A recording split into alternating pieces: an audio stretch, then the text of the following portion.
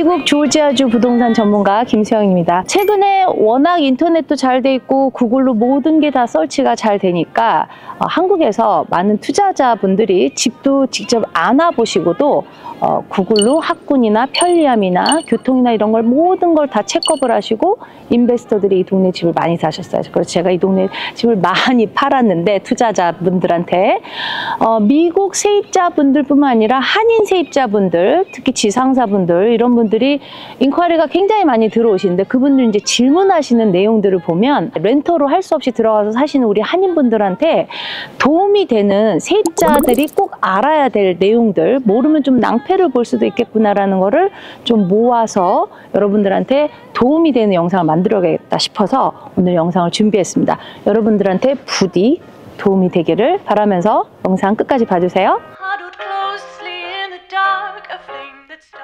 자, 여러분 첫 번째로는요, 들어올 때 무조건 무브인 인스펙션을 해서 뭐가 원래부터 있었던 pre-existing damage인지 원래 어떤 데미지가 있었는지를 마크를 하고 사진을 찍어놔야 돼요. 안 그러면 나중에 내가 만든 데미지가 아닌데도 불구하고 덤탱이를 쓰셔야 될 수도 있으니까 꼭 기록을 해놓으시고 사진 찍어 놓으시고 그 집주인 쪽하고 같은 기록을 보관하고 계셔야 돼요.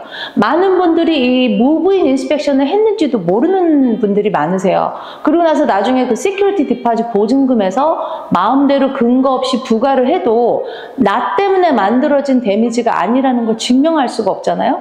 그래서 그 상대방 주인 쪽 에이전트한테 꼭 이사 들어올 때 이 무브인 인스펙션 리포트를 받아 놓으시고 거기다 사인하시고 이사 나가실 때는 그 무브인 사인한 그 폼 옆에 바로 무브 아웃 그 폼이 있어요. 거기도 또 사인을 하셔서 나 때문에 생긴 데미지가 뭔지를 나도 인식하고 상대방 에이전트, 주인 쪽 에이전트도 인식을 한 거를 서로 사인을 해서 그걸 갖고 계시고 그 사인한 부분에 대해서만 근거로 그 데미지에 대해서 보증금에서 뺄 수가 있는 거거든요.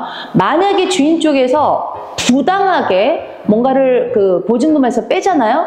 여러분 미국에서 이 보증금 문제는요 굉장히 큰 문제예요. 그래서 만약 코트에 갔을 때 주인이 나한테 부당하게 차지를 했다. 그럼 주인이 나한테 3배까지 물어줘야 되는 그런 문제니까 꼭 챙기시기 바랍니다. 자, 그리고 두 번째, 집에 뭐가 고장났을 때 절대로 내가 핸디맨 기술이 있고 집 고치는 기술이 있다고 해도 재주가 있더라도 그 집에 대한 걸 내 마음대로 고치시잖아요. 그게 만약에 잘 고쳐졌으면 모르는데 잘못 고쳐졌을 때 내 책임이 될 수도 있어요. 그러니까 집 주인한테 에이전트나 그 집주인한테 고장난 걸 먼저 알리는 게 의무고 내가 고칠 줄 알아서 내가 만약에 고칠 건데 그걸로 인해서 내가 나중에 법적 책임을 안 진다. 그거에 대해서 리튼으로 받아 놓으셔야 돼요. 내가 당신들이 이제 스케줄이 언제 수리를 하러 올 거예요. 근데 그 스케줄이 안 맞을 수도 있잖아요.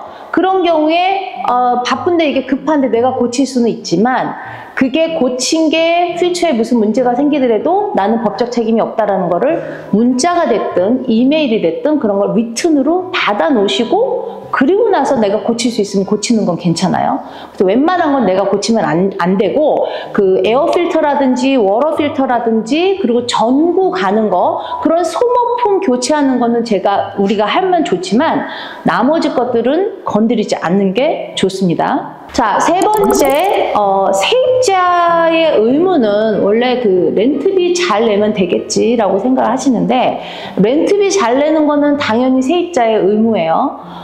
그런데 또 이 어떤 그 빌린 렌트집에서 살면서 그 거주자로서의 그 책임과 관리의 의무가 있기 때문에 가장 중요한 게 여러분 에어 필터를 잘 갈아주셔야 돼요. 에어 필터를 잘 갈지 않아서 만약에 에어컨 전체 유닛에 문제가 생길 수도 있거든요. 그렇게 되면 내가 에어 필터 안 갈아서 생긴 문제인지 아닌지 어떻게 알아? 기술자 부르면 다 나옵니다. 기술자가 와서 에어컨 그 기술자가 와서 이건 세입자가 에어 필터를 잘 안 갈아서 에어컨 전체 유닛에 문제가 생긴 거다. 그럼 그때 이제 법정 공방까지 갈 수도 있는 거예요. 왜냐면 에어컨 유닛 자체는 전체 가는데 뭐 5,000불, 6,000불이 들 수도 있고 물론 새 집의 경우에는 그렇게까지 그렇게까지 월스트 케이스가 안 될 수도 있지만 낡은 집들 만약에 들어가셔서 렌트를 사시는데 내가 에어필터를 잘 안 갈아서 에어컨 유닛을 다 갈아야 된다. 그럼 내가 조그만 실수를 했지만 전체를 다 갈아줘야 되는 일까지 생길 수 있기 때문에 그 에어컨 필터 가는 거 굉장히 중요하니까 그거를 항상 그 세입자가 꼭 해야 될 세입자의 의무라고 생각을 하시면 될 것 같습니다. 자, 여러분, 네 번째, 여러분들 한국에서 이제 최근에 이제 이사 오시는 분들이, 그러니까 정말 이건 신조어인지는 모르겠는데 어떤 얘기를 하시냐면 입주 청소 되나요? 라고 얘기를 하세요. 입주 청소.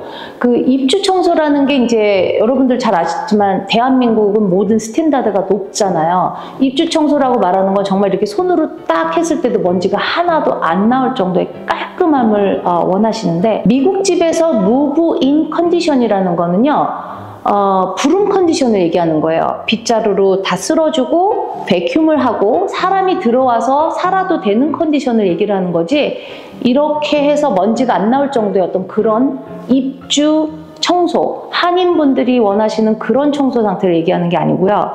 그리고 그 깨끗함의 정도는 굉장히 주관적이에요. 그런데 한인분들이 원하시는 그 입주 청소의 상태는 주관적인 것 중에서도 완전히 클래스 정도의 깨끗함을 원하시는 거니까, 이렇게 만약에 한국에서 오셔갖고 크레딧도 별로 좋지 않고 그런데 멀티플 어플리케이션이 들어온 상태인데 입주 청소해주세요 이렇게 되면 그 어플리케이션이 킥아웃이 될 수도 있다는 거 생각하시고, 입주 청소는 차라리 그냥 내 돈 들여서 내가 깨끗하게 하든가 내가 직접 청소하겠다 생각하시고, 입주 청소라는 그런 기대는 좀 안 하시는 게 좋을 것 같아요. 자, 여러분, 그리고 다섯 번째로 말씀드릴 게, 이사 나가실 때 대부분의 집주인들이 페인트를 깨끗하게 해놓고 나가라는 걸 리스 계약서에 쓸 거예요. 그런데 이제 페인트, 이 조지아에 특별히 벽 같은 데를 보시면 무광 페인트, 무광 처리된 페인트가 굉장히 많이 쓰여져 있거든요.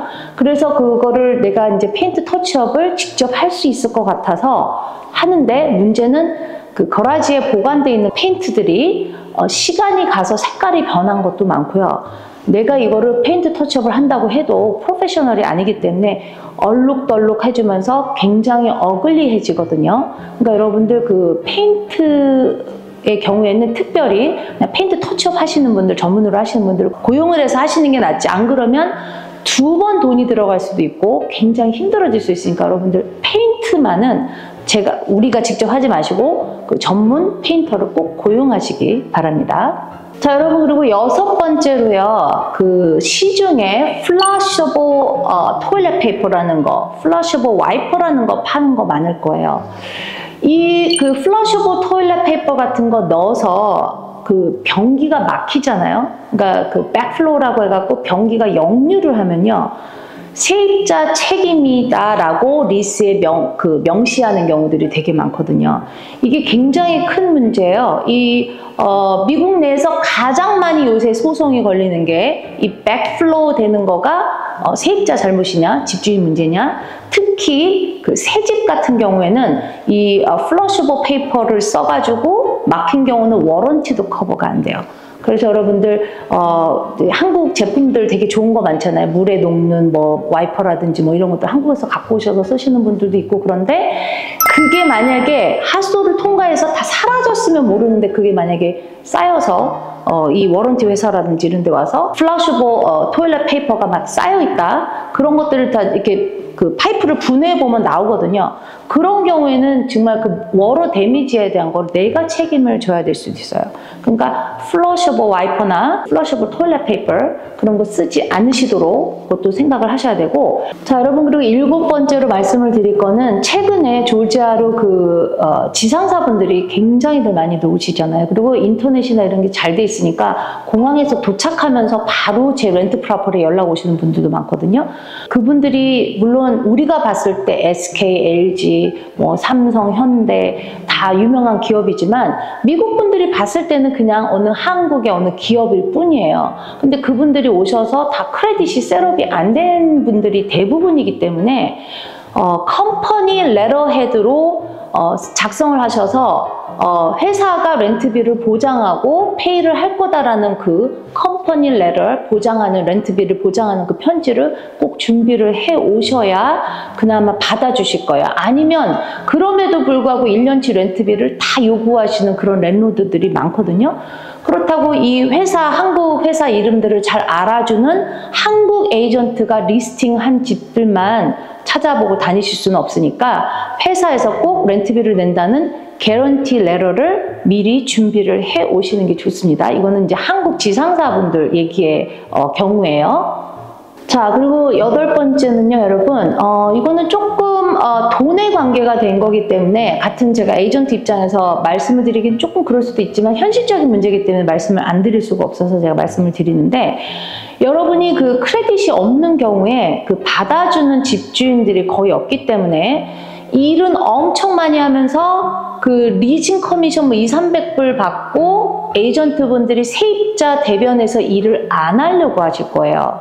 그래서 렌트 집 구하는 그 세입자분들을 에이전트 분들이 연락도 잘 안 되고 집을 보여주려고 하는 분들도 많이 없으실 거거든요. 이게 현실적인 문제예요. 그래서 이럴 때는 그 렌트 에이전트 분들한테 최소한 그 렌트비의 반 정도는 그 커미션으로 나갈 거다 생각을 하시고 렌트 보여달라고 요청을 하셔야지 그 커미션 200불, 300불 받고는 가스비도 안 나오거든요. 그러니까 그런 것들을 생각을 하셔서 그 계약서 내용이 나한테 불리하게 돼 있는지 랜로드 쪽, 그 집주인 쪽 에이전트는 어차피 집주인 이익을 대변하는 에이전트이기 때문에 리스 계약서에다가 뭐를 썼는지를 몰라요. 그러니까 그 세입자 에이전트를 따로 내가 돈을 주고라도 고용을 해서 그 계약서 내용이 불리한 게 뭐가 있는지도 보고 무브인 인스펙션도 같이 해줄 수 있는지 정식으로 나를 테넌트 레프리젠트 할 수 있는 그런 테넌트 에이전트를 고용을 하셔가지고 그분들한테 도움을 받으시는 게 좋아요. 집주인들 요새 진로라든지 레드핀이라든지 이런 걸 통해서 집주인 에이전트한테 직접 연락을 하실 경우에 그분들은 집주인의 이익을 위해서 대변하는 분들이기 때문에, 그리고 난 뭐 만약에 크레딧도 없다거나 그 언어 장벽도 있으시기 때문에 직접 거래하시는 거가 힘든 경우는 세입자의 그 이점 이익을 대변하는 에이전트를 돈을 좀 주시더라도 커미션을 내고라도 고용을 하시는 게 좋습니다. 이거를 정말 적극적으로 그거를 권해드려요. 꼭 참고하시기 바랍니다. 자, 여러분, 그 미디어나 유튜브나 인터넷으로 정말 그 글로벌 시대이기 때문에 한국에서도 부동산 투자가 얼마든지 가능하고 심지어는 그 집을 보지 않고도 그 살 수 있는 그런 시대가 왔잖아요. 그럼에도 불구하고 어떤 그 로컬에서 실제적으로 어떤 일이 일어나고 있는지들에 대한 그런 것들은 자료가 별로 없으실 거예요. 그래서 저처럼 로컬 전문가들이 실제 렌트를 들어올 때도 그렇고 렌트를 놓을 때도 그렇고 어떤 문제들이 있는지를 디테일하게 얘기해 줄 수 있는 케이스는 별로 없다고 생각해서 제가 영상을 준비를 했는데, 이거 말고도 제가 느끼는 거는 같은 한국인의 형상을 하고 있어도 정말 이제 미주 교포들과 한국에서 막 오신 분들, 그 알맹이는 다른 한국인 그런 느낌이 많이 들어요. 그래서 한국에서 많이 오신 분들이 쓰시는 용어 자체도 여기서 오래 사셨던 분들은 이게 무슨 뭐를 얘기를 하는 건가, 그렇게 그 어떤 그 시대적인 그 갭이 느껴질 때가 많고, 같은 한국인이지만 알맹이가 참 다르구나라는 거를 많이 느끼는데, 제가 이런 영상을 통해서라도 우리 한국인들의 어떤 그 갭, 점점 이렇게 생겨나는 그런 미주 교포와 한국에서 막 오신 분들의 그 갭을 채워가는 역할을 한번 해보려고 더 이렇게 좀 연구도 많이 하고요. 여러분들한테 도움되는 그런 공부를 많이 해서 또 찾아뵙겠습니다. 오늘 영상도 도움이 되셨으면 너무너무 좋겠습니다. 감사합니다. 또 찾아뵐게요. 안녕히 계세요.